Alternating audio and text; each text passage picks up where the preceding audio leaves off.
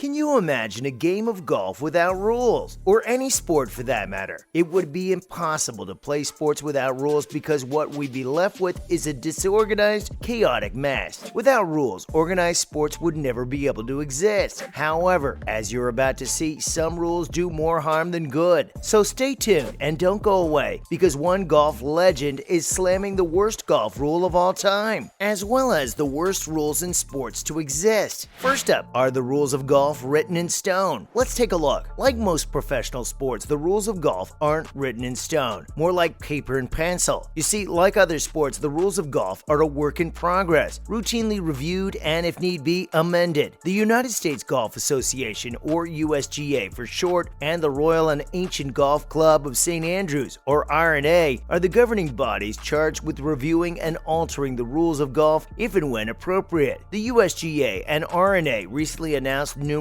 rule changes that took effect on January 1st, 2023, and no matter how many revisions the USGA and R&A make to the rules book, golfers will never be satisfied. Back in 2019, a number of rules changes were made, and one golf legend, Gary Player, is thoroughly annoyed with the changes. According to Gary, one of these rules in particular has got to go. The rule in question surrounds putting and the decision of whether to remove the flagstick from the hole or keep it in. Prior to the rule change, golfers had no choice but to pull the stick. But as per the new rule 13.2a subsection 2, there is no longer a penalty if a ball played from the putting green hits a flagstick left in the hole. Next up, what was the USGA's rationale for amending Rule 13.2a? You're about to find out. The USGA's rationale for amending the rule was to keep rounds moving. When explaining the rule change, the USGA explained, allowing a player to putt with the flagstick in the hole without fear of penalty should generally help speed up play. When the players did not have caddies, the previous rule could result in considerable delay. On balance, it is expected that there is no advantage in being able to putt with the unattended flagstick in the hole. In some cases, the ball may strike the flagstick and bounce out of the hole when it might otherwise have been holed, and in other cases, the ball may hit the flagstick and finish in the hole when it might otherwise have missed. One golfer in particular, 9-time major winner Gary Player, has always been a supporter of speeding up play, and for the most part, he's always welcomed tactics designed to speed things up. But according to Player, allowing golfers to keep the flagstick in the hole is not the answer, and it's enough to make him want to hurl his driver into the nearest pond. When asked for his thoughts on the rule change, Player said, "I think the worst rule ever invented is leaving the pin, the flag in the hole. You get these guys with their big hands, and they go to take the ball out of the cup, and they squeeze their hand in between the cup and the flag. They pull the cup up, and every cup you play now is raised." Gary Player is not alone in his thinking. Other golfers agree as well. Up next, what are 5 key changes to the rules of golf for 2023? Let's find out. The R&A and the USGA have released the most recent edition of the rules of golf, effective January 1st, 2023. New rule number 1, modifications for players with disabilities. These modifications are now part of the rules and are in effect for all competitions and all players who fall under the categories covered in the new Rule 25. New rule number 2, ball moved by natural forces. When your ball is at rest after taking relief and then rolls into another area of the course due to natural causes, there is no penalty and you must replace it. New rule number 3, simplified back on the line relief. When using this relief option, you are required to drop your ball on the line, and it may roll up to 1 club length in any direction. New rule number 4, handicap on scorecard. Stroke play only. You are not required to put your handicap on your scorecard, and there is no penalty if you return your scorecard in a competition with an incorrect handicap, as this is now the committee's responsibility. This change is consistent with other penalty reductions, such as reducing the penalty for playing an incorrectly substituted ball from the general penalty to 1 stroke. New rule number 5, replacing damaged clubs. If your club is damaged during a round, except in cases of abuse, you may replace it, repair it, or continue to use it. But right now, I want to know what all you golf aficionados think of these 5 key changes to the rules book. So drop your comments below and share your thoughts. Stay tuned and don't go away because we're looking at the 10 worst rules in sports. Next up, are you ready for some of the dumbest and weirdest rules in sports? Wait until you see these beauts. Let's be honest, some sports rules are just plain foolish and make their respective sport more frustrating and less enjoyable for not only players but fans as well. Some of these silly rules result in an unfair advantage slow the game down, and others are simply downright weird. Coming in at number 10 is soccer's 30 minutes of extra time rule. In soccer matches, a winner must be determined, and teams will play two 15-minute periods of extra time. And if no winner is determined, it will go to penalties. Players are used to playing for 90 minutes, so playing an extra third is not only excessive but dangerous. Players become exhausted, suffering cramps and other injuries. The rules should be changed to one 15-minute extra time session. Coming in at number 9 is the MLB's designated hitter or DH rule. The DH rule should be changed for a number of reasons. First, pitchers not hitting takes away from the strategy of the game. Secondly, the rule also gives pitchers in the American League an advantage over players in the National League because they get more rest by not having to step up to the plate or practice their batting. Worst of all, the DH rule creates different classes of players, divides teams, and prevents youths from practicing every position. It's a controversial rule that divides millions of baseball fans. Up next, do some NCAA rules teach bad habits? You bet. Coming in at number 8 is the 1 foot down and down without contact rule. In college, a player must only have 1 foot inbounds before catching a ball at the sidelines for it to be considered complete. The NFL requires both feet to be inbounds. Aside from teaching bad habits, NCAA QBs don't have to be as accurate with their passing. Another foolish rule is the NCAA's down without contact rule. A player is down if they slip or their knee hits the ground. This is to reduce unnecessary contact, but it fails to prepare players for the pros, where players are active until forced down or out of bounds. Coming in at number 7 is boxing scoring. Boxing is one of the greatest sports on earth, but the way it is scored is seriously flawed and harms its reputation. The way in which boxing is scored allows for accusations of match fixing and corruption. Boxing could easily be improved by forming an organization for judges, training them, and all scores are made public for each round. Coming in at number 6 is the NBA's jump ball rule. A jump ball is entertaining for fans to watch, but the downside to jump balls are that players have different height and jumping abilities. One player can have a huge advantage over the other. To offer a fair way of determining possession, the jump ball should be kept, but teams can nominate who jumps for the ball. A simple fix. Next up, what's one of the worst NCAA basketball rules ever? You're about to find out. Coming in at number 5 is the NCAA's possession arrow rule. The rationale behind the possession arrow in NCAA basketball is to speed up the game, but it fails to enforce the idea of teams earning possession, and it can be bad for players and fans on key possessions near the end of the game. If a team makes a key defensive play in the final moments of the game, their hard work can be wasted by the possession arrow. Coming in at number 4, the MLB's ridiculous All-Star Game winner gets home field advantage rule. Awarding home field advantage for the World Series to the team that wins the All-Star Game is not only totally weird, but it's also illogical. The MLB All-Star Game is an exhibition match to entertain fans, nothing more. Home field advantage in the World Series impacts how the series plays out and should be earned throughout the season. Teams with the best record get HFA throughout league playoffs, and this works in the NHL and NBA. So using a different system in the World Series defies logic. Coming in at number 3 is a foolish rule from the NHL called point for a loss in overtime. Prior to the NHL lockout, teams could earn a point for drawing an OT. After the lockout, the NHL introduced shootouts so that a winner had to be determined after OT, but they chose to keep the rule of earning a point for a loss in OT. Very bizarre. It makes games worth different amounts of points. Awarding a point after losing should not be rewarded and can have significant implications.